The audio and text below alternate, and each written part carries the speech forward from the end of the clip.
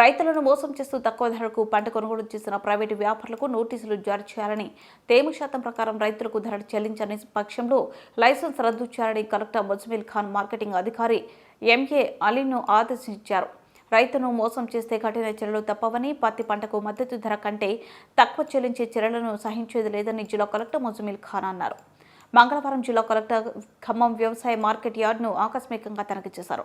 ఈ సందర్భంగా పత్తిని రైతుల వద్ద నుండి మద్దతు ధర కంటే తక్కువ చెల్లించి కొనుగోలు చేసినట్లు తెలిపి సంబంధిత అధికారులపై ఆగ్రహం వ్యక్తం చేశారు. వ్యవసాయ మార్కెట్ యార్డ్లో పత్తి పంటకు లభిస్తున్న ధర మొదలగు వివరాలను కలెక్టర్ రైతుల నుంచి అడిగి తెలుసుకున్నారు. మార్కెట్ యార్డ్లో అవసరమైతే అదనంగా 10 మంది సిబ్బందిని 30% పరిశీలనకు విధులలో చేర్చుకోవాలని కలెక్టర్ సూచించారు.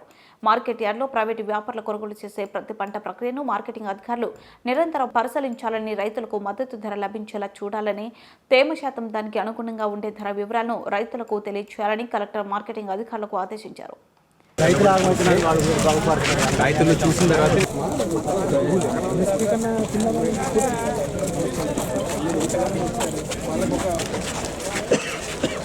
సైదుల్ గారు ఎక్కడే, గణేష్ గారు ఎక్కడ, సైదుల్ గారు ఎక్కడ? ఓకే, చూస్తాం.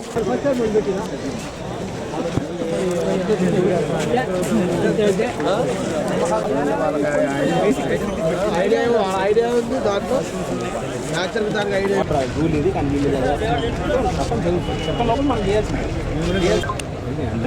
రూల్ని మైండ్గా ఫాలో చేయాలి.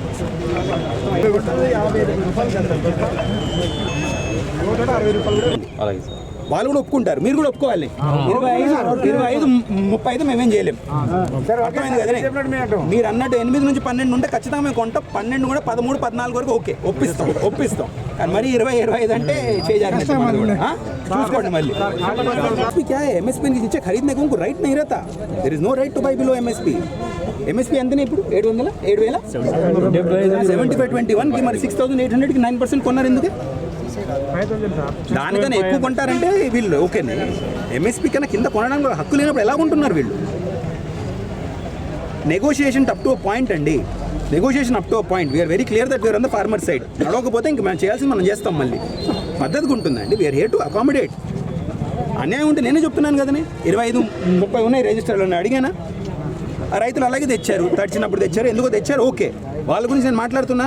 మిల్లర్స్ కూడా నేను కష్టపడడానికి చెప్పట్లేదు కదండి జిన్నర్స్కి. బట్ ఇక్కడ MSP రేట్ అనేది నేను కాదు, మీరు కాదు డిక్లేర్ చేసేది, ప్రభుత్వ నిర్ణయం అది.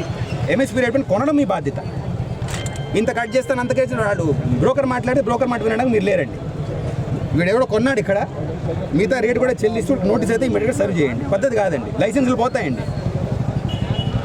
మనం ఉన్నాం కదండి ఏమో గారు. What is our responsibility? వాళ్ళకి రేట్ వచ్చేలా చూడడం మన బాధ్యత.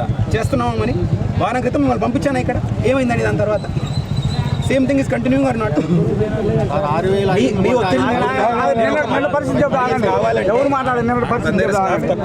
వాస్తవం, తక్కువ మంది ఉన్నారు. 10 మందిని కొన్ని జస్ట్ మాయిస్ చూడడానికి పెట్టుకుంటారు. నేను ఫస్ట్ డే పంపించాను మిమ్మల్ని ఇక్కడ, నమ్మి పంపించాను. అది చెక్ చేయట్లేదు సార్. ఫస్ట్ అది ఎప్పుడు చెక్ చేయాలి? పోతే ఏముండదు. మీరు పోతే జీరో.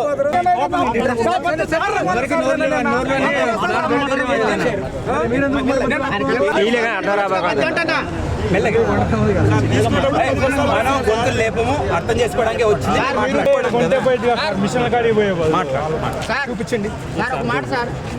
ఇప్పుడు 12 వస్తుంది. మిషన్ కూడా తప్పవచ్చు. ఎవరి వైపు ఉండాలి మనకు స్పష్టంగా తెలియాలి. మరి వాళ్ళు పైన మాట్లాడంటే మనం మాట్లాడదాం. మిల్లర్స్ మాట్లాడి ఎందుకు కొనట్లేదని చెప్పొచ్చు. 30, 25 నేను అడుగుతున్నానా? ఏం అడుగుతున్నాను ఇప్పుడు? 15 వచ్చాడు. అతను ఆ రేట్ ఎందుకు ఇచ్చారు చెప్పండి. మరి చూసి MSP ఎందుకండి ఉన్నది? MSP ఎందుకు ఉన్నది? కింద ఆదుకోవడానికే కదా. మరి చేయాలి కదా మన పని. మనం అనౌన్స్ చేస్తున్నాం సార్. వీళ్ళని కొంచెం ఆరబెట్టుకొని your market brokers and farmers MSP అనేది మనం డిక్లేర్ చేస్తాం కదా. మరి 5 డేలు ఉన్నట్టు చూపించాలి కదా. ఎక్కడుంది?